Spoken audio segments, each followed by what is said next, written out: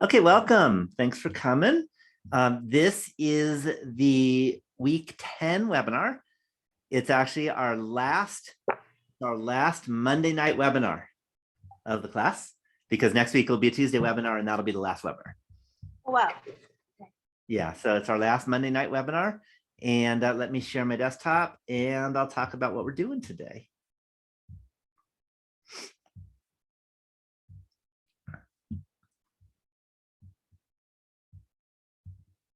I forgot one more thing, just a minute. Oops.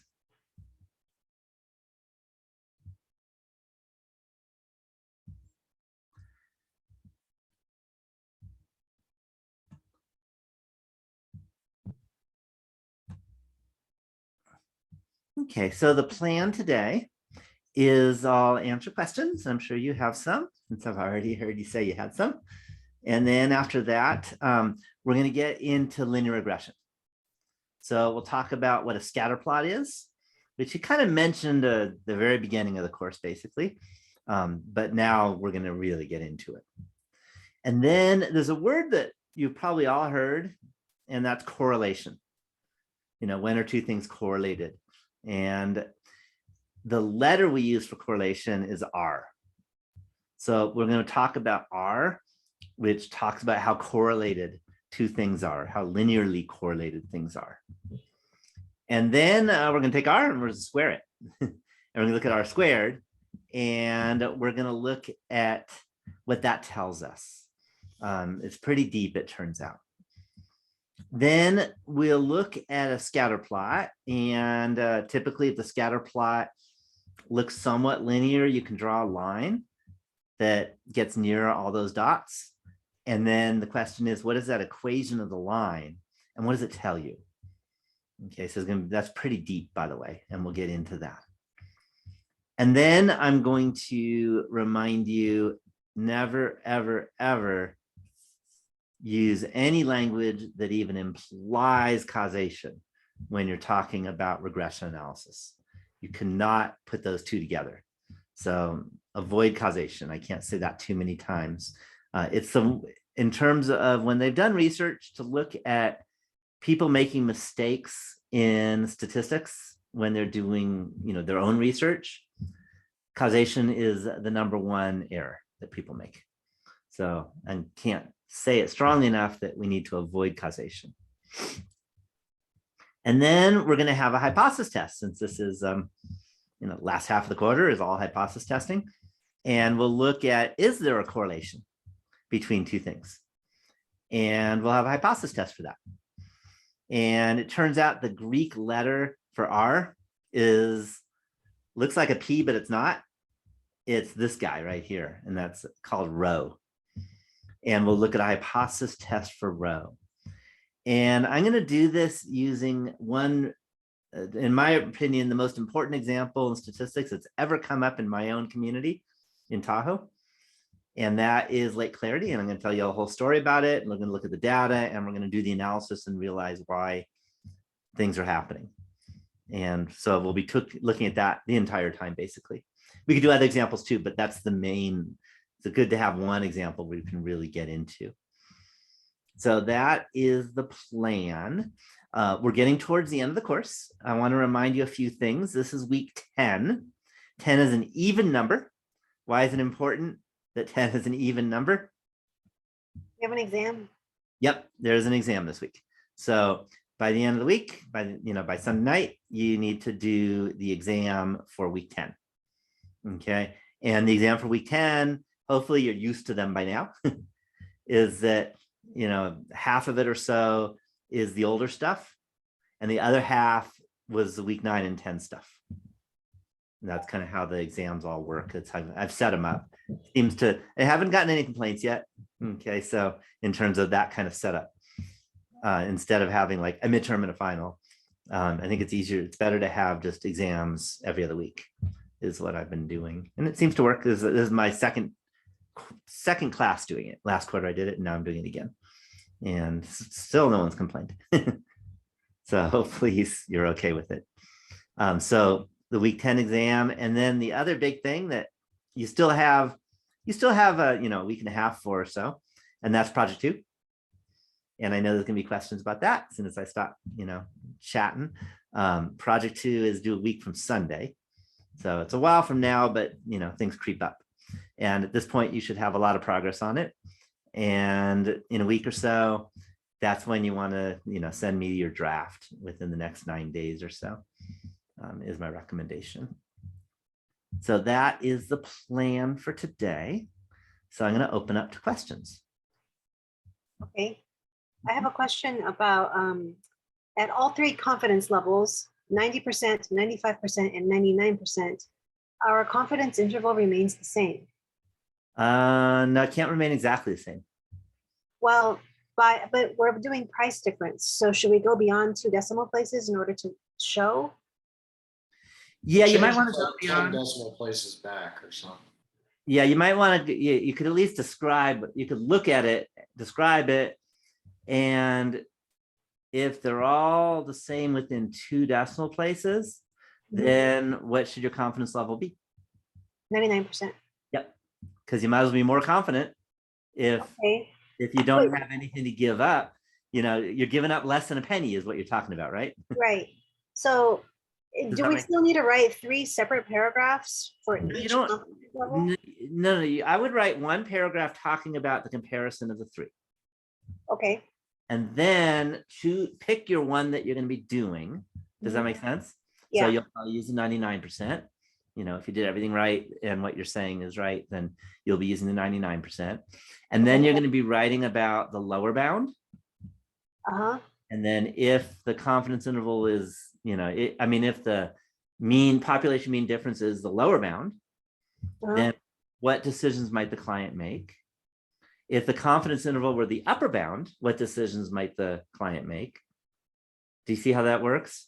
I do, but the thing is, our bounds are so narrow. It's like 4 cents. Okay. Like a 4-cent difference between Lowe's and Home Depot's is what we've discovered. So it looks so insignificant. How big is your sample size? 31 items. Okay. 31 pairs of items. Right. 31 pairs of items. And only 4 cents, really. I'm surprised. It's crazy, right? Yeah, nothing about your project. I'm just surprised that Lowe's and Home Depot are that close to each other in prices. But I'm not one to analyze their prices all the time. But it's interesting. So you learned something, right? They're pretty much the same. And remember, that's what this project is all about, is learning something. Do you see that? Yeah. But how can we write so much about the lower or the upper bound? I mean, I can only say it doesn't make a difference, right? Right, but you can spend time about not making difference. Okay. And then the other piece is it a big lower bound and upper bound or a small lower or upper bound? Does that make sense? Yeah, it's like tiny, $1.60. Yeah, so somebody's more expensive. Okay. And if your lower and upper bound are really close to each other, that means that you can be very certain that it's within not many cents of the difference, that you really, even though you only have a sample size of 31, you've learned. A greater sample size wouldn't make a difference. Right. A bigger sample size wouldn't make a difference. You know it. You know what I mean? You don't worry you worry very little about it being off. Does that make sense? That much? Because if your confidence interval is within 4 cents in terms of the margin of error, which would be 2 cents actually, if lower and upper bound were 4 cents. Right. And being off by 2 cents is who cares? So that means you've got it. And that's a good thing. Does that make sense? Yeah. So you know how it is. Okay. Right. Okay. Whereas if your confidence interval were really wide, then you would say that you don't have much certainty. You really, you did this test, but it's not that worthy of learning anything. Does that make sense? But you've definitely learned something from it. And from that, the client can make some good decisions because they're very, very comfortable with it. You see that? Yeah, I have another question. And that is when to refer to the sample mean difference and the population mean difference, because I don't know. It got really confusing for me as I was writing the report. I thought I knew it and I didn't know it. Okay, so the confidence interval Mhm. and the hypothesis test, the main conclusion of both of those are about the population mean difference. Mhm. Okay, so that's the main thing, is that when you look at the lower bound and the upper bound, that's a confidence interval for the population mean difference. The hypothesis test is that the population mean difference, is 0, would be H naught. And then H1, I don't know if you did less than, greater than, or not equal to, but that would be a population mean difference. Does that make sense? Like mean difference. Equals Yeah, 0. population mean difference. Population mean difference. Okay, I gotcha. Whereas the when do I sample mean difference is what you got in your sample. Do you see? Oh, so that means like the individual sample mean. Yeah, you take the two sample means and subtract. Uh-huh. That's your sample mean difference. How about the standard error? So standard error is very important. And in particular, your standard error is very low. Mhm. Okay. And I know that if it's not, by the way, that means you blew it somewhere. No, it's very low. It's like $1.30, With $1.38 or something. $1? Not if your confidence interval width is 4 cents. Well, that's weird. Yeah, your standard error can't be $1.38 if your confidence interval width is 4 cents. Really? But we plugged it into the spreadsheet, and that's You sure you're reading the right line? Because that can't happen. Because the way the standard error works is the standard error is the standard deviation of the sampling distribution. Mhm. And if you look at your confidence interval, that is going to be the width of the confidence interval is about 4 times the standard error. So and that's for a 95%. Okay. So for 95%, your width of the confidence interval is 4 times the standard error. So if your confidence interval width is only 4 cents, your standard error is a penny. But when we plug it into the spreadsheet, it's actually showing, like, if you plug in like 0.99 for a confidence interval, it shows you the upper bound and the lower bound. That's what we're going by. It says our lower bound is $1.66, our upper bound is $1.69. And right below that, it says that the standard error is $1.38. $1.30. You might be choosing, if I remember right, you need to do 99 and not 0.99. Oh, really? I think that's your issue right there. That's the problem. Okay. That's a So the big, spreadsheet is different than the other calculator. okay. Yeah. Oh my God. I think So we just that changes everything. That will change everything. I promise. Okay. Yeah. So it's good that you talked to me. And again, you're welcome to come to office hours for me or Braulio and share your screen and we can look at it. You know what I mean? Okay. Right, Braulio? Yeah. Holy moly. Yeah, that's a really big difference. Okay, wait. So now we have -2 and positive 550. The negative means it would be more expensive and the positive is cheaper, right? Yep. Yeah. So remember, it's the first minus the second. So if the first is bigger, right, more expensive, then you'll get positive. If the first is bigger, then the first is more expensive, right? Okay. And you'll get a positive number for the difference. If the first is smaller, first minus second will be negative, and then you'll get a negative number for the difference. Maybe we want to do 95%, because that's a much bigger spread. Yeah, so now you might want to look at 99, 95, and Okay, that makes it more interesting too. yeah. Remember, I told you I was very surprised. I was very surprised about the two places being that much alike, because that almost never happens. Okay. Okay. So we were doing a 0.99% confidence. Yep. Which is basically a 1% level of confidence, which is probably not very good. You don't want to be 1% confident about anything, basically. Okay, I have one more question for you. And that is like, yeah, in the instructions, it says like we should talk about our statistics briefly when we're presenting the statistics. Do you know what I'm talking about? I missed one word because you popped out. You should talk about the statistics. What was the next word? After presenting the data from the spreadsheet, we should briefly talk about the statistics. Right. That you want it to be defined and then interpreted right then and there, or should that come later? Or I don't. Yeah, and remember, not every statistic, but the population. I mean, the sample mean for each because those are the two biggies. Okay, And those are really the main statistics that for this project, because that's what it's all about, okay.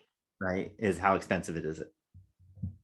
But the sample mean doesn't mean anything because it's totally dependent on each other. Right. So you look at both sample means. So we look at the difference. Well, or you could look at the difference and you can also look at them individually. Okay. Yeah. So are you saying that the p-value and the No, confidence? p-value are different. I'm talking about the statistics that are not statistics from project one type statistics. So don't worry about the project one type statistics. P-value is a biggie. That one you spend a lot of time on. I know, but do you want like an abbreviation of them in the very beginning, right after the numbers are presented, or do you want them like fully in paragraphs? I would write them fully in paragraphs when you're doing into the hypothesis test. Okay, gotcha. So for the p-value, right? Okay, And the standard error throughout the whole paper. okay, gotcha. Yeah, p-value is a main statistic. That's like a big biggie. Okay, and one more time, standard error, we're talking about population mean difference, right? Not sample mean difference. The standard error is the Sampling distribution. it's the standard deviation of the sampling distribution, and technically it's an approximation of the standard deviation of the sampling Population. because you don't know Oh. the population standard deviation. So that's just a technical thing. That's why you use T instead of Z. Okay, gotcha. Yeah. Okay, I think I got it. And that's a technical thing that we can't get into in this class because it's too complicated. So you can just go with the standard deviation of the sampling distribution. Okay, Okay, let me get to new stuff because we do need to do that. And I want to, I'm going to show you a picture. And this is like I said, it's a kind of, to me, it was the most amazing story I ever heard from any student I've ever had. No offense, by the way, if you told me stories that was about statistics. And that was, it was in the year 2000. So it was a long time ago. And she got to go to this big conference that was in a hotel in Tahoe, where all the important people were there. By the way, who was the most important person in America in the year 2000? no idea. Was it Bill Clinton? Yeah, Bill Clinton. Okay, so Bill Clinton was there, and so were a lot of other people, but Bill Clinton was the biggie, and a lot of other people were there. And it was to look at the environmental, kind of what's going on in Tahoe environmentally. And they had the following picture, which is right here. And I don't know, again, I don't know how, if you've been to Tahoe or how much you know about Tahoe, but this is the picture. UC Davis actually is the one that does the, looks at it and collects the data. And what they do, it's kind of, what's cool about it is it's statistics, but they also show you what's going on. They take their boat and they drop a plate that's white on a cloudy day so that there's no glare. And they tie the plate to a string until they can't see it. And then they measure the length of that string at the point of not being able to see the plate because it's so deep. Does that make sense? Mm-hmm. That plate is called a seki dish. And they've been doing it since the 60s, as you can see. So this x-axis is the date, the year, and the y-axis is, since it's science, they use meters, is the meters. Any questions on that? And each year, they collect the data and they look to see how deep they can see it. Any questions on the idea? Okay, so in particular, there are two variables here. The first variable is the year, and the second variable is the depth of clarity. How far down until they can't see it anymore. Okay, and by the way, if you know Tahoe, you should know exactly what you want. Do you want it, you want to be able to see far down, or do you not want to be able to see far down? Far. Far, yeah, far. And this was actually projected on the projector screen in front of the president of the United States.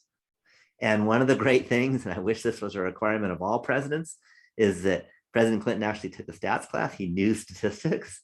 Okay, I'm not going to say he was like a complete expert, but he wasn't like, oh, stats must be wrong, you know.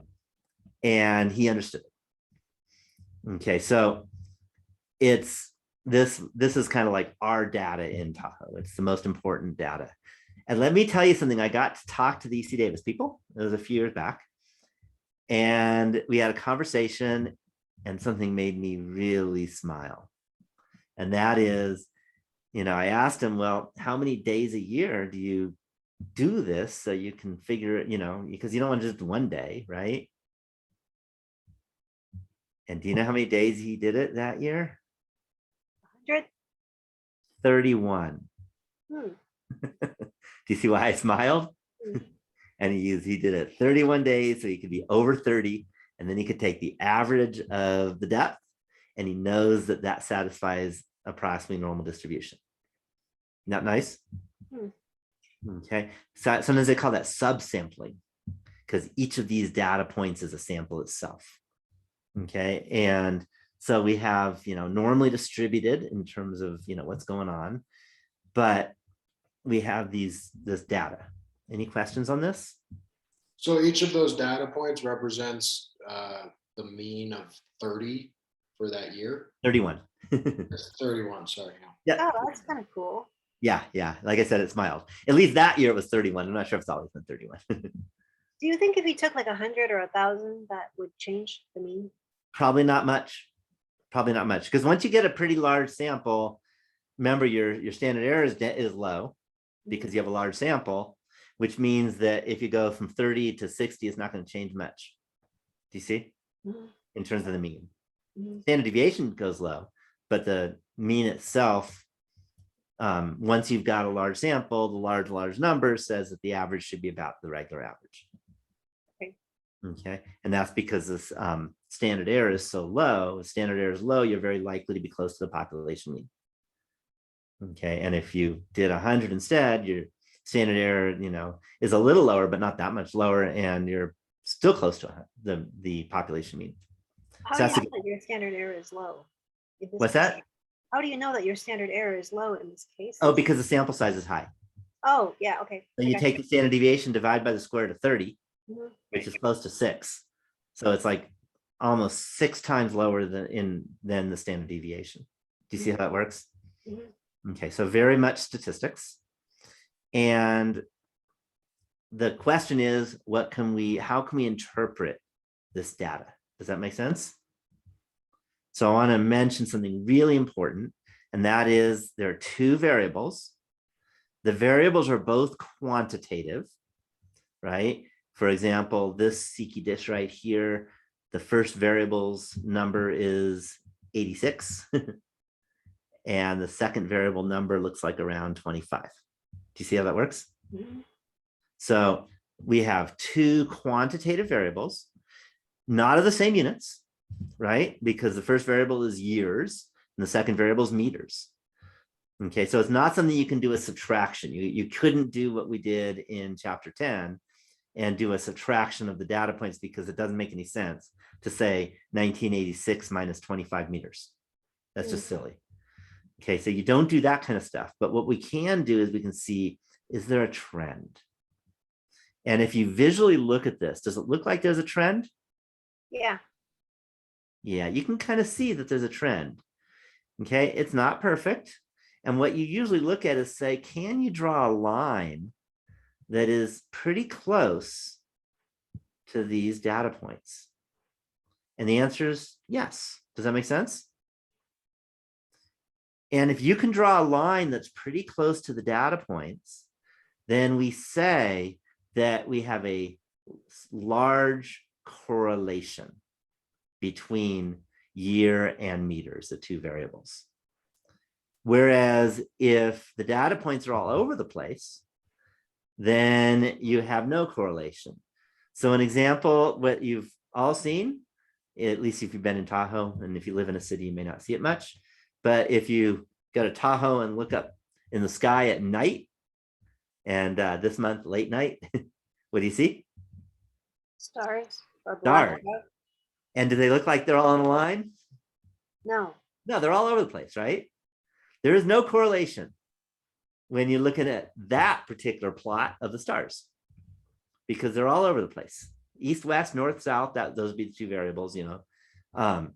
There's no correlation, and you'd have no, so that would be a correlation really close to zero.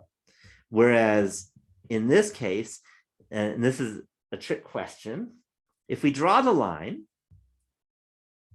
and we look at it really carefully, we think about the slope of the line. And I should warn you, there's some algebra in this chapter, like slope of a line. Do you think it's going to have a positive slope or a negative slope? Oh God. I don't know. Negative? You got it. Usually no one gets that because this is a trick question. It's a negative slope because the y-axis is upside down. Oh. Is that what I you're? honestly was gonna say positive, but because you said it was a trick question, I said no. Oh, you're smart. Yeah. You see the trick? Because here's 15 up here. Here's 35 down here. So you have to like turn it upside down. And by the way, that's not normal in statistics, but it's what UC Davis does. So we have to try to understand it. So notice that if you go up in years, so if you wait 10 years, then Lake Clarity tends to get smaller. Do you see that? Because it goes from like 30 to 25. Do you see that as you proceed in years? Any questions on that? Okay, so what we can say is not only is there a correlation, but the correlation is negative. Because as one goes up, right, as the year gets farther, you know, in the future, then the meters of clarity is going down from 30 to 20 or whatever. Do you see that? Mm. So that means we have a negative correlation. Again, this is upside down, so you have to get used to it. They won't all be like this, just this example. Any questions on that? Isn't that kind of cool? Is it getting better now after 95 or it's still? Oh, we'll get there. We'll get there. We have a long way to go. We're just starting this, so we have a lot of work to do before we even talk about that. But let's go there. Okay, let's go here first. Okay, so what I'm going to do is let's look at all this stuff. And what I did, this took me a while actually, is I eyeballed all these points and I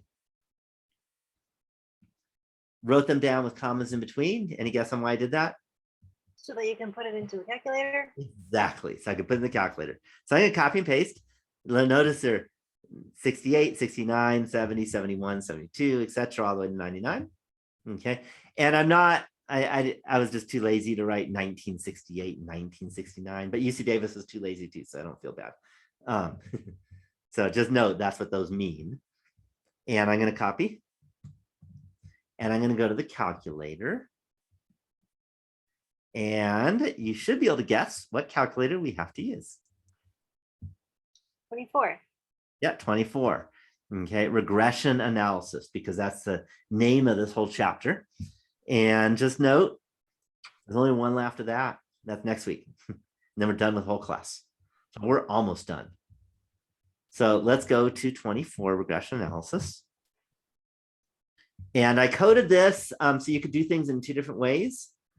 But for this particular example, to be easy, you can plot the point one point at a time. Click plot point one at a time.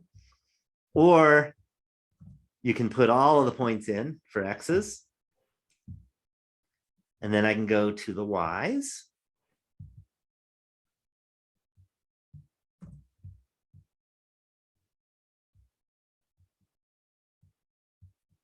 And you can put all of those into. Okay, and there's a lot of them, by the way. And then click plot points. And this gives you a less tricky way of looking at it, because now the way I coded this is it does the way you're used to, and that is the y-axis goes from low to high as you look up. Don't you think that's more normal? Mm. Okay. It just doesn't feel right if you're in a boat, because if you're in a boat, deep is below you, right? But for math, this is better. And then you can definitely see this, and you can definitely see that we have a line that is not exactly at all these points. And you almost never have a line exactly through every point. And yeah, it's a negatively sloped line. But if you look, for example, over here, for example, from like 1977, 1988, and 1990 or so, sorry, 1977, 1978, and 1980, then the clarity went up. Do you see that? If you just look at those 3 years. And then it got real bad. Huh? Yeah, Then then it got really bad, and it goes up and down and up and down and up and down. But if you look at long term, you can see a bad trend, a downward trend. And bad in this case, we don't want our lake to have no clarity. That would be awful. Any questions on that? So again, this line isn't perfect. Not every point hits the line. Sometimes it goes up, sometimes it goes down, but there tends to be a trend if you just look at all of it. Does that make sense? Mm. All right, so I'm going to look at all the different statistics, and there's a lot of statistics here. And one little piece at a time. I'm going to start out with R. And R is negative, go 2 decimals, 0.91 is good enough. So first thing is something I mentioned just before, is that if we have a negative slope, then R will be negative. If we have a positive slope, R will be positive. How about the night sky? What do you think the night sky's R might be? Negative. Another guess? 0. 0. 0. Because there's not a slope to positive or negative. The stars don't trend like in one direction. They're all over the place. Do you see? Oh, I thought you meant like clarity of the sky. Okay. No, the stars in the night sky. Oh, okay. That was my example. I like the stars in the night sky because I guess if you're in a big city, you may not know what the night sky looks like, but but at least living in Tahoe, we have a beautiful night sky. Okay. Especially tonight, because it's going to be clear. Last night we didn't, it was all cloudy, but tonight we have a beautiful night sky and the stars are going to be wonderful. Okay.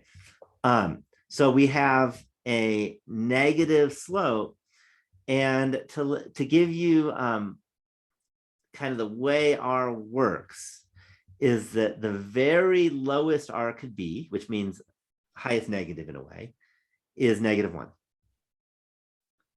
And the largest or the highest positive R could be is +1. So R is always between -1 and +1. The math is too hard for me to explain. And hopefully you're okay with that. But you can trust me. You trust me on that. And in fact, I'm not even talking about how you actually arrive, how I program my computer to make this happen, because it's pretty brutal, by the way. So what would a vertical line just be? So a vertical line doesn't have positive or negative slope. So what do you think R is going to be? 0. Yep. In fact, No, it would. Oh, I guess because it's not going. Yeah. but Okay. it turns out, let me give you the true truth of a vertical line. You don't do regression analysis on a vertical line because you only have a sample size of 1 for the x coordinate. Right. I understand that. That makes And sense. a sample size of 1 for the x coordinate is never okay. Right. That makes And sense. hopefully you'll learn in this class that a sample size of 1 is never okay to do statistics on. Does that make sense? Yeah, because then just one variable is trending down, not Yeah, it's there's not even up and down. It's just right. I get that. That makes sense. just y. There's no x's. But let me give you a different example that kind of gets at what you might have been thinking that does work and does happen. Let's suppose instead, let's see if I have one. Yep. Okay. Hopefully you can see this. What am I holding? A pen. Now watch it. I'm going to throw it in the air. Okay. If I plotted the points of the motion of that pen, okay, what would it look like? It would be a Par- horizontal line. Parabolic? It'd be a parabola. Oh, Right? You go up and then down. That's how, hopefully you know that from just life, right? You throw something in the air and it goes up and then down, right? What do you think what do you think R would be for that? 0? Yeah, R is also 0 because up and down. It's not up and it's not down. It's both. Does that make sense? But there is still some correlation there, right? Not linear correlation. Oh, parabolic. Yeah, and I will let you know, and I promised you last week that I'm going to be doing this a lot, is that if you decide to take a statistics course in an upper division class, then you learn about that kind of stuff. But that's not elementary statistics. In elementary statistics, we stick with lines only. Got it?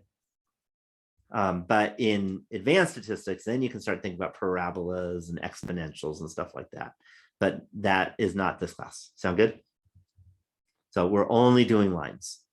Okay, and there's a lot of math involved if you want to do more, and we don't do that. So the linear regression would be 0 if it's a perfect parabola. It's also 0, which is more common if it looks like the night sky. So for example, if we looked at let's say we did 2 things we looked at. We looked at the temperature in San Francisco, the high temperature. And we looked at the score of the high school in Sydney, Australia's soccer team. What do you think the correlation would be?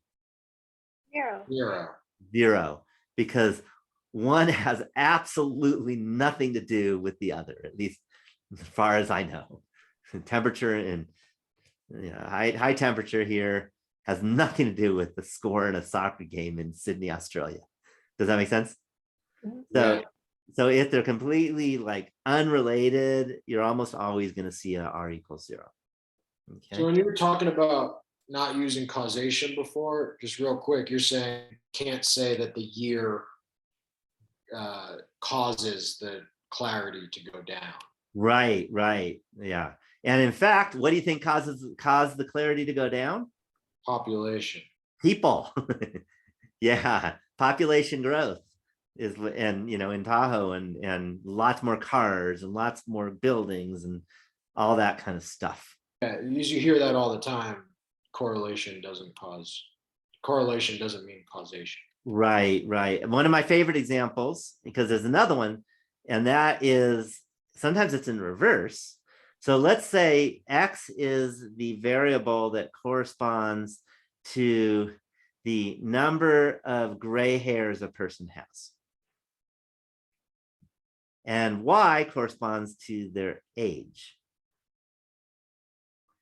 Do you think there's going to be a correlation? Yeah. So does that mean that if you went and dyed your hair gray, you're going to suddenly get older? No. But you just made your hair gray. You should be older, right? Because there's no causation. So the answer is no, correlation does not imply causation. Do you see that? Mhm. So that's one of those where the causation is actually the opposite. The age makes more gray hair. Mm. Do you see that? Yeah. So there's all kinds of things that can go on with causation. Sometimes it is causation, but you can't just use correlation and say, R is 0.93. Therefore, if you do this, you're going to get that. Does that make sense? Mhm. You dye your hair gray, you're going to get old. That doesn't work. Does that make sense? Mhm. Yeah.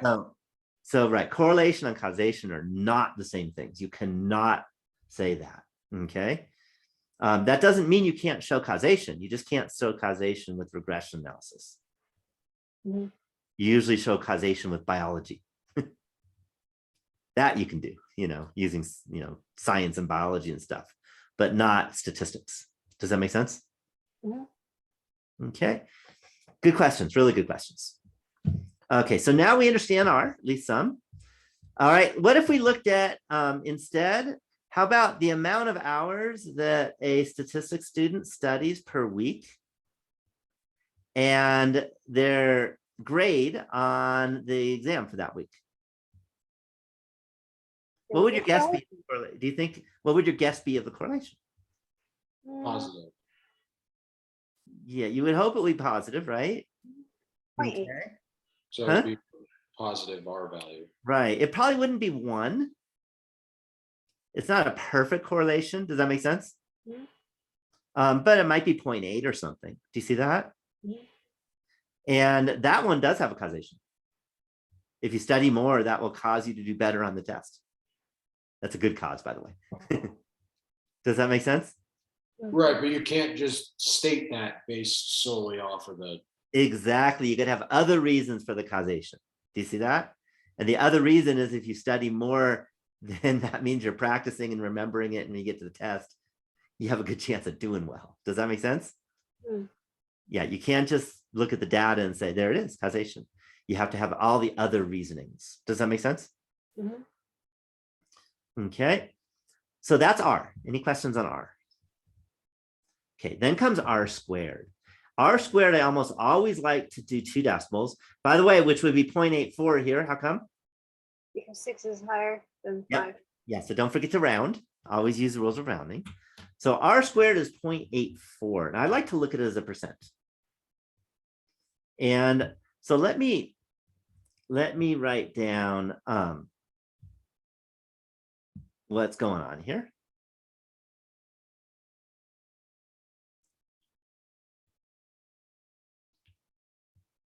And that is here. Okay, so R squared is 0.84. And what we can say is there's been a lot of variation in lake clarity over the years. Okay, do you realize that? Do you believe that? Just by looking at the data? Because we've got, 20 meters, we've got 30 meters, it's all over the place. Does that make sense? But if we just focus on years that are all close to each other, then the average variation in lake clarity is 84% smaller. I don't understand the last part of that sentence. Okay, so let's look at the picture again. Okay. Okay, so we can see that if we look, between 1967 to 2000, Mhm. there's a huge variation. It goes from like, this looks like around 20, this looks like around 32. Mhm. That's a big variation in clarity, 20 to 32 meters in variation. Does that make sense? Okay. But if we only look at, say, let's go to 1990 and just look at these points here. Now there's not much of a variation in depth. Do you see that? Mhm. If we do that for 1970, there's still not as much variation. Do you see that? Mhm. Okay. Over here in maybe 1982 or so, there's still pretty much variation, still less, but more than the others. So if you Mhm. take the average of that variation, then that'll be 84% smaller than the total variation. And what in our class, what's our big word for variation? Distribution. Good try, but no. It's the most important, one of the most important statistics. Standard deviation. There we go, standard deviation. Oh, So, yeah. so the standard deviation goes down by around 84% if you just look at close-up years, close to each other years. Do you see that? Oh, okay. So it's like how much every little point, like how much the spread is per each year. Exactly. The average for each year. Okay. Okay. So that's really important. So that tells you another way of saying it is kind of 84% of the variation in lake clarity. You can use the year to predict it. On the other hand, 16%, you can't use a year at all. And I don't know how much you know about Tahoe. What are the other things that are big involvements in lake clarity? Wait, I want to pause for a second. Is it the greater the R2, the more dispersed the points are from the line? No, the opposite. Oh, okay, gotcha. The greater the R squared, the less dispersed they are from the line. Okay. That it's a drop in the variation. Oh, okay, So it's gotcha. 84% less variation. Okay, So if that number was smaller, say like 0.10, those data points would be far more spread out. Right. And then you would say it has nothing to do with the year. The year is a terrible predictor. hmm, That makes sense? yeah, Yeah. Now, it's not a perfect predictor because there's still another 16%. Any guess on what that 16%, the main, if you were to do another thing with a different variable, what variable would you pick? Amount of snow. Yep, amount of snow, amount of precip actually better. If hmm, you look at the amount of precip that we get in Tahoe, that's kind of the other 16%. Okay. And again, if you knew Tahoe well, then or if you can imagine it, there's a lot of rain and snow, then that melt off has to push stuff into the lake and then it's going to get all muddy. Does that make sense? hmm, Okay. So that's the science behind it. But you can also do the statistics and you're going to find out there is a correlation between the weather, the amount of precip and the lake clarity. Okay, so that's another thing you can study. You can study all kinds of things. Right? Does that make sense? mhm. Okay. And if you have more precip, you're going to have less lake clarity, for example. Any questions on that? Okay, so that's R squared. Any questions on R squared? Just once again, the lower the R squared number, the further spread out the data points will be. Yeah, basically. Yeah. It's not perfectly that, but yeah. Yeah, I just in my head. Yeah. So the It higher, turns out that you have the parabola example, and that would have a 0 R squared also. So it usually works what you're saying, except Okay. in like a few weird cases. So that's why I'm saying mostly. Right. I'm just trying to keep it in my head. Yeah, that's probably good in your head. I wouldn't give you that as a trick question. That'd be kind of tricky. Because if it was perfectly parabolic, it seems like R squared wouldn't be 0, but it is. Okay. So now what we have that, the next thing we want to do, and this is very important, say, well, we can draw the line. In fact, let me go back to the calculator so we can see the line as it really looks. None of this like, upside down y-axis, because that's just tricky. Do you agree? So I drew this line, okay? As in I programmed the computer to draw the best fitting line. What this does, by the way, this is a line so that if you look at the error, now the error is the distance from the y coordinate, is the distance, the vertical distance from the point on the line to the point that happened in the data. Do you see that? So we look at that distance, and it turns out you want to square the distance. You don't have to know that.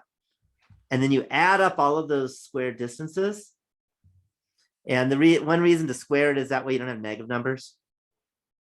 Because if it's far low, then that's still a big distance. Does that make sense? And if you square a negative number, it becomes positive. You don't have to worry about it. There's some other reasons why you do that, which I can't get into because they involve calculus. But if the sum of the squared distances is big, then the line is a terrible fit. Right? They don't fit a line at all. Where if the sum of the square distances is small, then they fit well. So that's just a note. So you build the line that has the very smallest sum of square distances. Okay, which again, you don't have to know any of the math for. All you have to do is do what I did by putting it in the computer and looking. Okay, now comes a question for you. This is, do you remember your algebra? You have a line. There's two important numbers in the equation of a line. What are they? There's words for them. Y-intercept Mm-hmm. and So y-intercept is one of the biggies. y equals mx plus b, right? Y equals mx plus b. And the y-intercept is the b. What's the m? It's tricky because the French got to it before the Americans. And it's the French word for it. It starts with an M. I forget. Okay, it's a slope. So there's a slope. Rise over run. Yeah, there's a slope and the y-intercept. That all happened in beginning algebra. And they use m because the word for slope in m is starts with an m. Don't you hate it when some other language got to it before we got to it? Otherwise, we'd use s. Okay. In terms of statistics, though, we tend to use a plus bx. And there's a reason that I can't explain to you. But I'll tell you something. It's kind of cool. I teach another class called calculus, third quarter calculus. That's exactly what we did today. Is they all understand why it's a plus bx. But sorry, you won't. It's a heavy calculus. So just trust me now. It's typically an a plus bx that you'll see instead of mx plus b. Okay. And those are two important numbers. So the y-intercept mathematically is where it crosses the y-axis. What's the x coordinate where it crosses the y-axis? 0. Yeah, the x coordinate where it crosses the y-axis is 0. Okay. The slope, as you said, is the rise over the run. Okay. So the rise over run is how much better the lake has gotten, how much better clarity or more clarity you have over how many years have gone by. Does that make sense? Okay. And when we're talking about the line, because the line, it's not the points, it's just an estimate, it's an average. So we can say, what is the average change in lake clarity as time changes? Does that make sense? Mhm.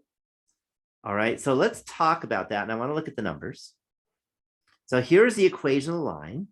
And I did it the way you do it in statistics, not mx plus b, but a plus bx. I coded it because that's how everyone does it. So our y-intercept is around, if you round in the nearest whole number, is about 48. In this case, the y-intercept doesn't have a lot of meaning because 0, okay, is actually 1900 because this is 1968 and I put 68. I ignored the 19. Does that make sense? So 0 is 1900 and 1900 is nowhere near any of these years. Do you see that? Mhm. If it's nowhere near any of the years, then it's pretty worthless. Okay, it doesn't really give you a good predictor because that would be saying, well, what, the lake clarity, we would estimate it was 48 meters in the year 1900. But that's probably not good with this data. Any questions on that? Because this data is so far away from that. Is that clear? So when it has 48, it means that in the year 1900, you could technically see 48 meters into the lake or something like that, right? Yeah, but let me change your wording a little bit.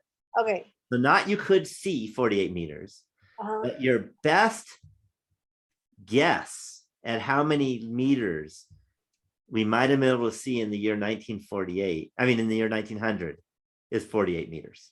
Okay. It's a guess. It's a prediction, maybe a best prediction. Not it is, because again, this line is not perfect, right? The points are all over the place still. They're not on the line. Does that make sense? Yeah. But it's a poor guess because these points aren't anywhere near 0. Do you see that? Or 1900. Yeah. Okay. Any questions on that? Right, if 1900 was just a couple years off, it would be a pretty good guess. Right. If you want to say 1960, that would be pretty good, actually. Does that make sense? That might be a good guess, but not 1900. Any questions on that? Okay. Now the slope. And I put in here, that's that one. Okay, the slope was, if you remember, about -0.28. Okay. So I'm going to rewrite the slope as negative 0.28 over 1. Do you agree mathematically I'm allowed to divide by 1? There's a reason I'm doing that. The reason is you think of the slope as a rise over run. So you think of the slope as a fraction. So it really helps to write it as a fraction. Does that make sense? And you can always put something over 1. And I recommend. Why is the run at 1? What's that? Why is the run at 1? Because you can always take a number and divide by 1. Okay. What's negative 0.28 divided by 1? Negative 0.28. And there's the slope. Do you see it works? If you divide by 2, it wouldn't work anymore. Will the run ever be something other than 1? You could do something other than 1 if it was really helpful to have units, but I'll tell you, it's a lot. 1 is the easiest in most cases. All right. Go for easy things, right? Mm-hmm. This is about making it easy. Okay, slope is a rise or a run. Now the rise was a change in y, right? That's the definition of rise. And again, the change in y was the lake clarity. If you look over here, y is our lake clarity. Does that make sense? In meters. Oh, I understand. Okay. Do you see? So the rise is a change in depth of clarity. Mm-hmm. And the run is a change in year. And guess what? By putting 1, we're talking about 1 year. Okay, so for every 1 year, on average, you lose 0.28 whatever meters in clarity. Something like that, right? But I'm going to put 1 extra word in that's really important.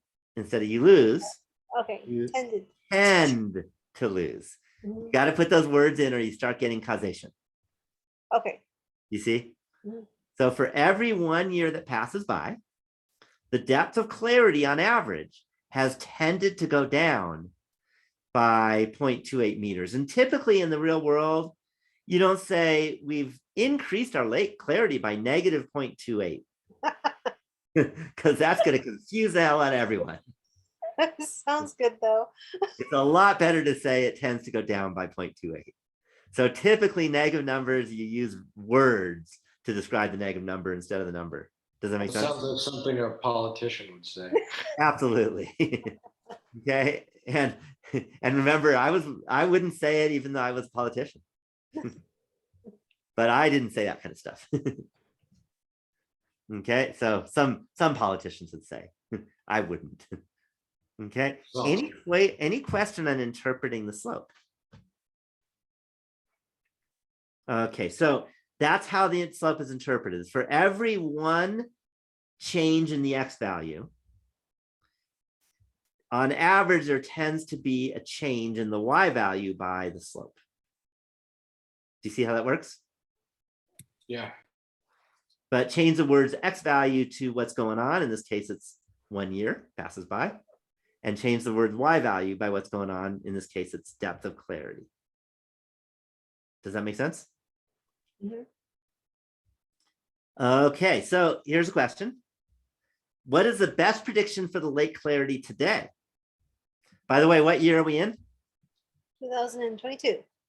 Right, 2022. And remember, these numbers came from 1900 up to make it easy. So what's our value of x?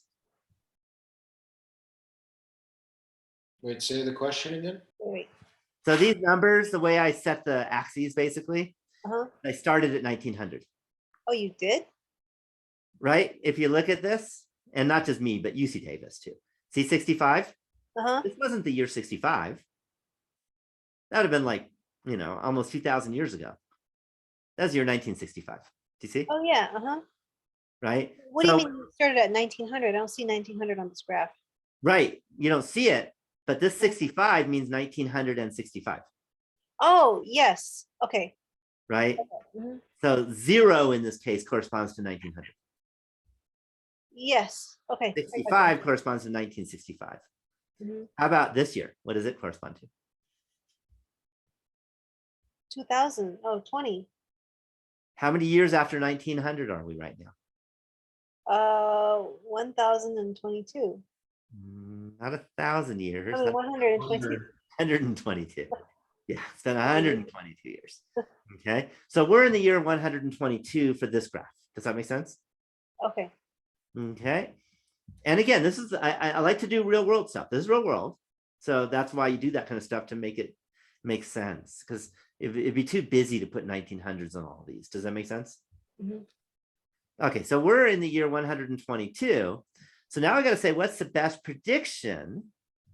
And what I can do is I can go to here and I can go ahead and use my equation. And I'm going to copy it. I'm going to go to scientific calculator. I'm going to paste that in. And if I want when X, let's make that a minus so the calculator doesn't get angry. If I want when X is 122, I need to go times 122. Any questions on that? I just plug in 122 for X. Wow, so it means that we would tend to have 14 meters of clarity now. Right. Okay. So our lake would be a complete disaster. Does that make sense? Mhm. So do you want to hear what happened? As I said, the good news is Clinton understood statistics. Bill Clinton handled it. So Bill Clinton, okay, and the Congress people that were there, I don't want to just give him all the credit, but Bill Clinton and the people that were there went back to Congress and said, we got to do something about it. And he put in literally over $100 million into dealing with Lake Tahoe's issue. Okay. It's a huge deal, isn't it? Mm. So because we didn't want this to happen. Any questions on that? So you can't completely predict the future. You can only predict the future if you don't do anything about it. And the good news is we did stuff about it. Okay.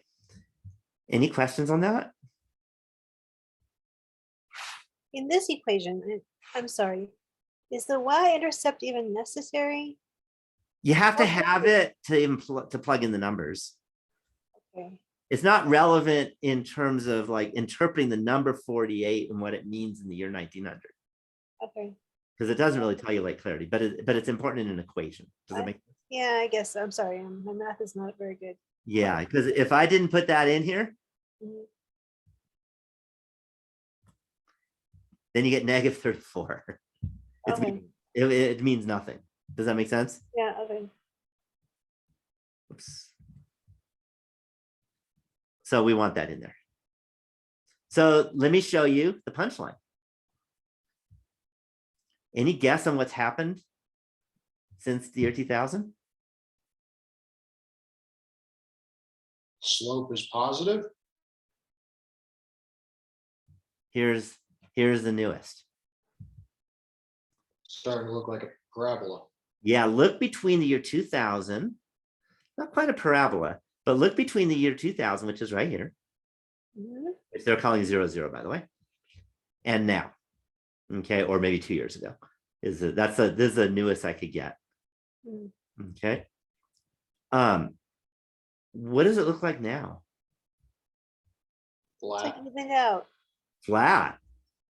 What's the slope of this line? Mm, 0. yeah, Zero. looks like 0. Slope is 0. By the way, if the slope is 0, what's the correlation? 0.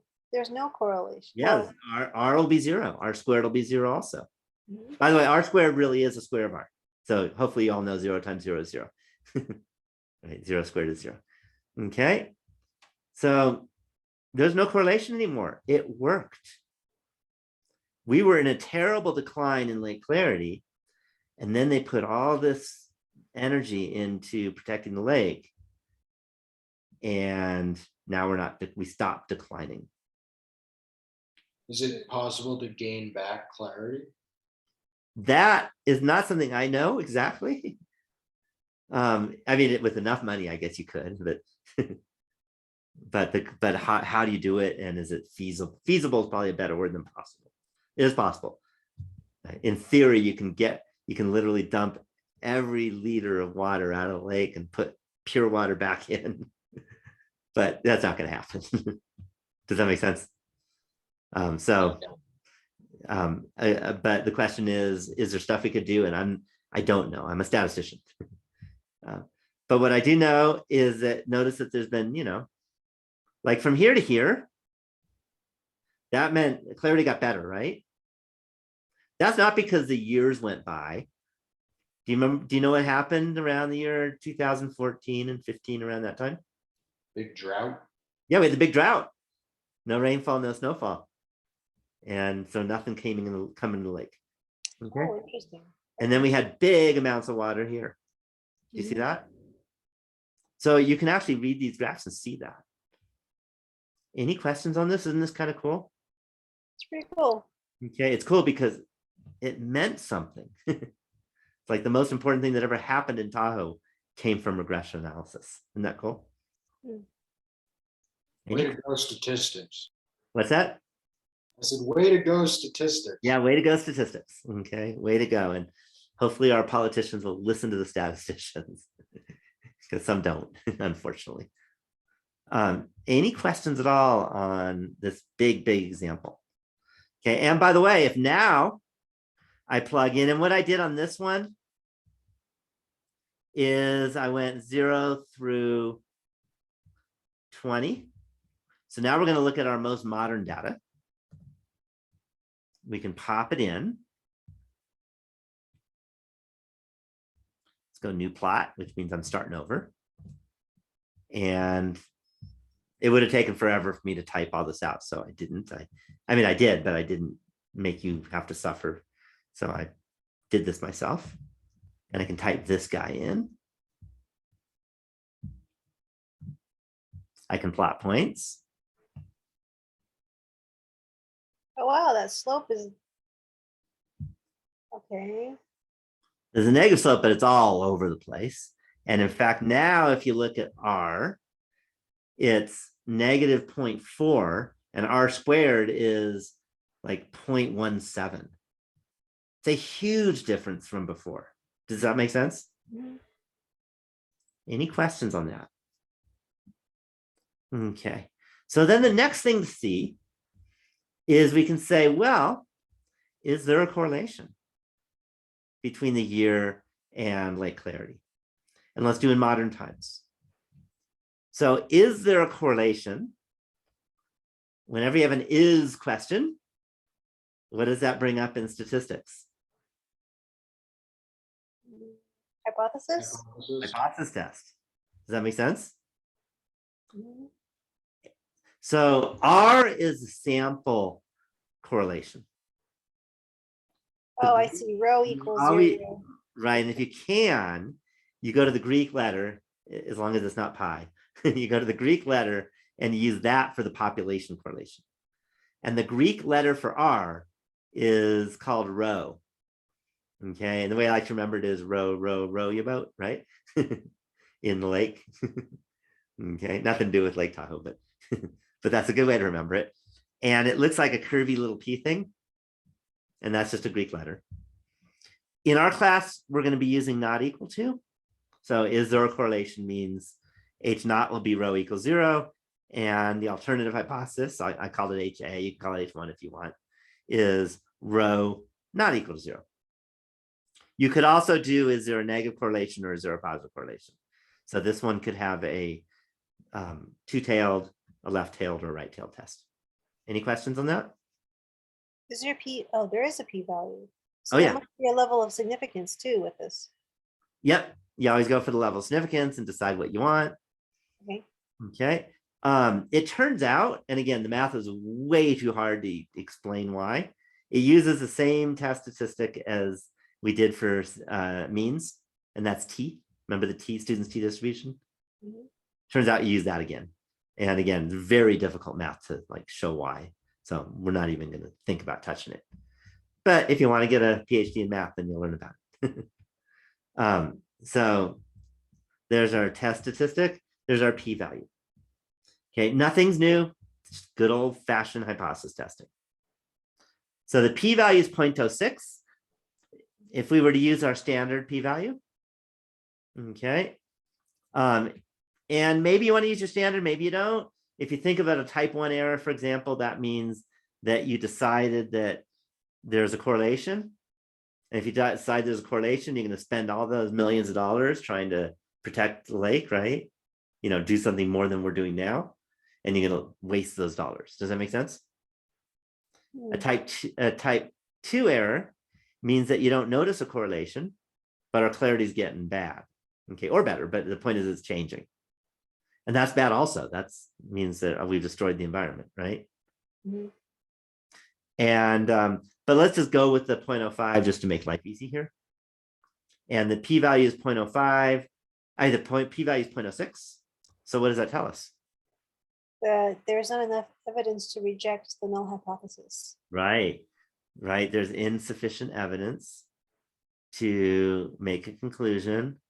There's statistically insignificant evidence to make a conclusion whether or not there is a correlation, because that's what this says, between the year and the lake clarity. I want to ask, why can't we just look at R? Why do we have to look at the p-value? So that's a very good question. So it turns out there's two ways of saying something.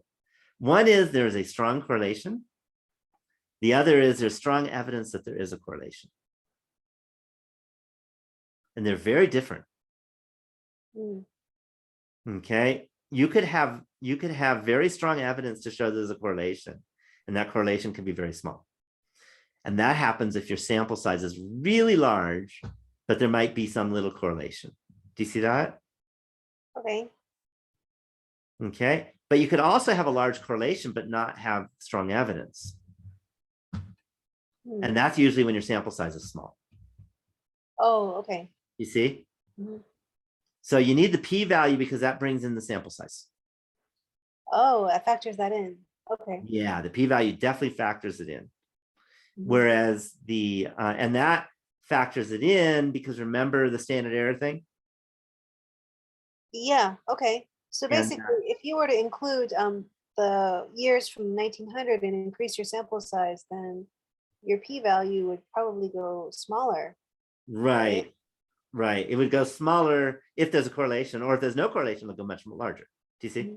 Yeah. So in other words, the p-value tells the truth better. I see. Okay. Sample size is large.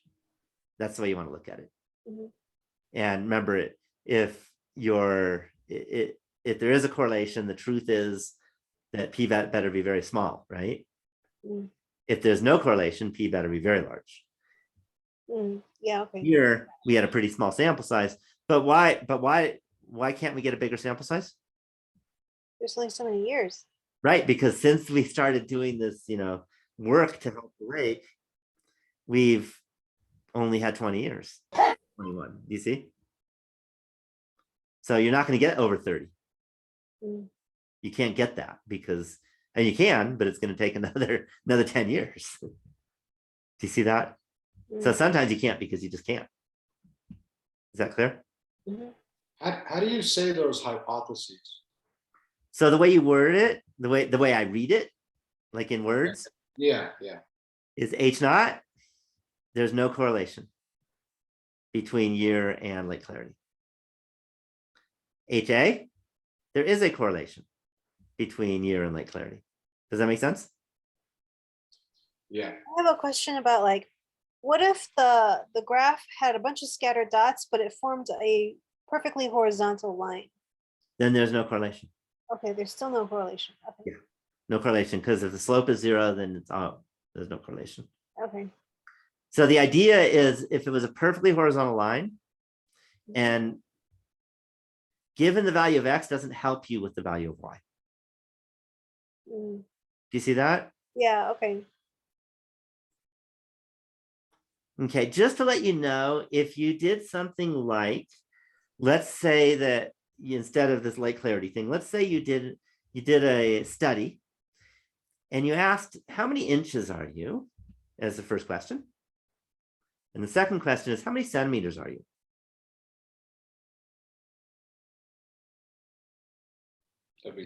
What do you think the correlation would be? 1. 1, exactly, perfectly 1. Okay, the only time you can ever get exactly perfectly 1 is when you have a formula like that. That's because there's a mathematical linear formula that relates inches to centimeters. Does that make sense? Mhm. So that's an example, and there's a lot of those. You can do Fahrenheit to Celsius, same idea. Do you see that? Mm. So anytime you have, perfect linear fit, then your correlation is going to be 1. Okay, could be -1 if it was a negative linear fit. So for example, if you looked at, let's say you started with a 20-ounce bottle of water, and one variable is how much you drank, and the other is how much water is still in there. What will the correlation be? 1. -1. Oh, -1. Yes. It'd be perfectly -1, because the more you drink, the less water you have left. Mm. Do you see that? Mhm. And it's a perfect linear fit. So the only time you get a perfect linear fit is, a correlation of 1 or -1 is when there's some line that perfectly describes it because of some obvious reason. Does that make sense? Yeah. When would you use the less than or greater than correlations? Oh, so let me give you a medical reason. Okay, let's suppose that you wanted to look at how many cigarettes people smoke per week and how long they live. And So is there a correlation that if you smoke more cigarettes, you live less or something like that? right, and what you're trying to do is you're trying to show that. You're trying to show that it's negative. Because if it's positive, you're going to encourage everyone to smoke, right? But you don't think that's true. You think, hopefully you don't think that's true. You don't think it's a positive correlation. If you smoke more, then you're going to live longer. How would you say those ones? So in that case, so if you're trying to show that cigarettes are dangerous, then you're going to use this guy right here. And that is, there's a negative correlation. Okay, so the less than is a negative correlation and the greater than is positive correlation. Exactly. Yeah, so in medicine, you often use negative or positive, what you're interested in, because you're trying to show that your medicine's working. Does that make sense? Helping you live longer. Yeah. Is that clear? Yeah, where the equals and the not equals are just, is there a correlation? Yeah, and the not equal, equal, not equal. There's always equal in H naught. That's just the way H naught is. But the not equal to, if you have a correlation, then the line is useful. And if that's just what you want to show is that, hey, this line is useful, I can use that line, and it's not nonsense. Does that make sense? Then you're going to use the rho not equal to 0. If you care about just the usefulness of the line. Does that make sense? If rho is equal to 0, the line is completely useless. Right. Sense? Yeah. Well, if it has a slope of, does that have to do with it having a slope of 0 or no? Take a look at the dots here. Right? The line's not very useful here. Right. You see that? Knowing your year doesn't help you much in what the lake clarity is, does it? No. Right? If I tell you you're in the year 2011, that's not going to, and you look at the equation line and say, oh, that's right here. That doesn't necessarily tell you anything about what 2011 really is. Does that make sense? Yeah. So it's a usefulness of a line. And so if you have a rho, so if your hypothesis test for rho not equal 0, if your p-value is big, then you can't really use this line to make a prediction. Okay. Whereas the p-value is small, then you can use the line to make a prediction. Gotcha. So it has to do with that. Good question. Very good questions. Okay, I want to mention some very important things. Here's one. Here's some words never to use. never to use the word cause. Okay, because correlation does not give you causation. Any questions on that? And another word that you may not even thought about that has the word cause is because. I don't know if you ever thought about that, but the word because comes from the word cause. So you should never use the word because when you're talking about regression analysis. Got it? Any questions on that? Good words to use. So let me type this in because I don't think I have it in there. Are tens. Also predict.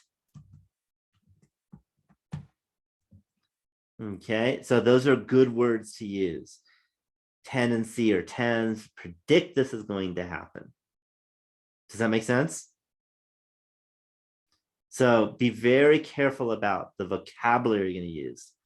And if you're doing regression analysis and you use the word cause on the exam, you know what's going to happen? You're going to lose points. Yeah. So don't even think about using those kind of words. Okay. I do want to also let you know, and I think you already know this, that regression analysis happens all the time. It's a very important piece of analysis. And I think you know it because you've seen it. Have you all seen have you seen this kind of stuff before? Not the details, but you've heard of it, like correlation. Yeah. Yeah, you've all heard the word correlation, and you didn't know quite as much details as you do now about correlation. By the way, you still don't know all the details, because to know all the details, you have to have calculus. Just let you know that. And even more, by the way. So, but you know more than you used to know, hopefully. If not, then you're just pretending like you understand it. So this stuff happens all the time.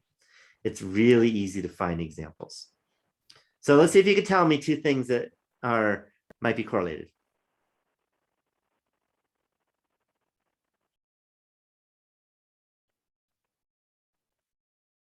Exercise and level of health. Okay, right. So if you look at, let's say, minutes per week, is that what you're kind of thinking? Yeah. Yeah. You can't say exercise type, like running versus walking versus cycling. Do you know why you can't do that? Because it needs to be like a quantitative data. Exactly. Regression analysis only works for quantitative variables. Mm. So when you say exercise, if you meant the number of minutes a week people exercise, versus say health might be, say, the number of, I don't know, sick days people have per year. Does that make sense? Then that is definitely correlated. And I've actually done some of not my own research, but reading other people's research. And there is a strong correlation between the two. Just to guess, see if you guys can guess. On average, how many minutes a week do you think I exercise? Well, you don't have a car, so all day. A lot, yeah. I'm right now, I'm sitting down, by the way, talking to you guys. I'm not exercising at all. That's true. Moving my mouth is not exercising, by the way. 3 hours. Huh? 3 hours a week? 3 hours? 3 hours a week? I'm at the day. Yeah, 3 hours a day. Yeah. 3 hours a day is about right, actually. Yeah, I exercise a lot. On average, over the last, I don't know, 25 years, how many sick days have I taken a year? 2. Good guess, but 0. Yeah, I've actually never taken a sick day. What are two I can't tell you because I can't say it's because I exercise, but you could have predicted that I don't take many sick days. Do you see? Because you thought there was a correlation between the two, and hopefully you know that 3 hours a day of exercise is a lot, right? A lot more than most people. Okay, but I exercise a lot. And it is true. And there's a strong correlation between the two. What are two things that are correlated that we wouldn't think were correlated? Do you know of two? Let me think of some. I mean, you probably can tell me things that I wouldn't know about. You know what I mean? That I've read about that are correlated. That's a hard one. I just thought maybe you knew some right Put me on the spot. Yeah. off. No worries. Yeah. But I could tell you things that I actually watched lectures from Yale, actually, that the professor talked about being careful about causation stuff. They did data collection on the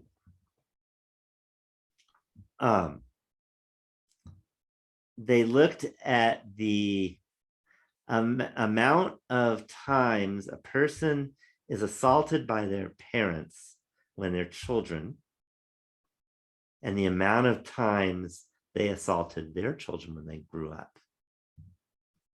And there was a correlation. So does that mean that if you hit your kid, then that kid is likely to hit their kid? Okay, there was a positive correlation, by the way. Okay. What do you think? Probably. Okay, Yeah, the it seems answer like is- it makes sense. but the answer is you can't say that because you can't ever use the word cause. What about How income? would you go about? What the professor says, it's possible that the kids that get hit, maybe they're just those bad kids. And they're doing all Like kinds of genetically terrible bad kids. stuff. And they're doing some terrible stuff when they're kids, and their parents have to hit them. And guess what? When they get older, they're going to be the ones that hit their kids because they're those bad kids. Okay. So the point is, that may not be true, but it may be true. And you can't do it just from the data. Does that make sense? Hmm. Do you see how the problem on that one is?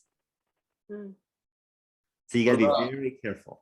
What about education and income level? So education income level, here's the interesting thing. In math, if you look at the number of years of education, like, say of college education, it's not a perfect correlation. It's not a great correlation. Hmm. It's a correlation if you stop at a master's degree and you don't look past that. And you guess why? So that would be one that you would not guess would have a negative. Is it Professors because- earn less and people in industry earn more. Exactly. If I had stopped at my master's degree, I probably wouldn't be a professor, and I'd be like, a billionaire, because I would have gone right into industry making serious amounts of money instead of teaching. But it turns out that the happiness factor, there's no increase in happiness after medium wage.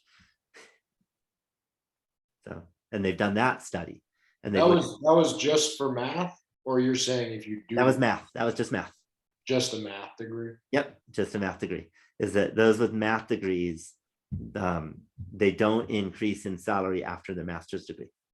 So years after master's. And that has a zero correlation. It has a negative correlation post-master's. Isn't that interesting? So that would be one you may not expect. After your master's, you just can teach pretty much. It doesn't have any effect of like working. People, and it has to do with the people who tend to get a PhD want to be teachers.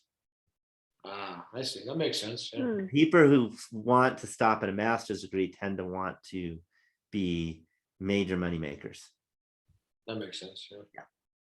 in math. That's nice in a way. So that's an example. Okay. I mean, I make enough money. I have a house, but I'm not, but I would have made a whole lot more if I stopped at my master's and went into industry and just did that. That's an example. So things that you may not even expect. And I have seen the data on that. I can't tell you the data on other fields because it's not my field. You know what I mean? I don't know everything. Just to let you know that. Don't think I know everything. But I know a lot about math majors. Okay. So pretty important, all this stuff. And never use the word cause. Instead, tens. And just let you know, tens is a secret word. Unlike last time, I forgot to say it last time. Did anyone watch the video at the end? Mm-mm. I know you came live, but if you go and watch the video at the end from last week, you'll see me talk about it. And that's because it took so long, but I had to add in more and do all kinds of editing and stuff. But now I've actually got this written down, and I don't have to deal with the editing that I had to do it last week. So tens is the secret word because you don't want to use causes. You can only use a tendency or a prediction when you're talking about regression analysis. Does that make sense? Mm. Right? The year is not what's causing the late clarity to go bad. Okay. Right. You see how that works? So as I mentioned, you're going to see regression analysis a lot in your future, post this class. It's probably going to be maybe the one you see the most, except for some of the beginning stuff. You'll probably see histograms all the time. But regression analysis is a biggie when it comes to usefulness, not just for late clarity, but it's used all over the place. Mm. Okay, any questions? Any questions? I have a quick question about project 2. Okay, let me mention something just before you say that. I always like to talk about, because we're almost at the end of the course. This is a very different class the way I have made this. Very different than it was just a year ago, by the way, in that there's no like final exam where that's 50% of your grade kind of thing. The final is a small part of your grade. I mean, take it seriously still, but the class doesn't get, don't expect to be busier in your last 2 weeks. So you should smile about that. So next week actually will be a shorter lecture probably, because it's actually kind of an easier week, just so that you know. Okay. This week, I mean, it might be hard because you're doing your project, but you can do that this week if you want. But just let you know, it says final exam, but the final exam is worth the same amount as all the rest of the exams. So it's not like some super high stakes exam. It's the same as this week's exam in terms of the amount of points. So that's all. So your finals week should be kind of an easy week, which is weird for a class, right? Thank you. Yeah. So now I'll answer your project question. I think I'm going to stop the share though, because it's your project. And I'm also going to stop the recording. That way you can ask and not get recorded, because that's what I try to do. Yeah, so you said you want the stuff about the standard error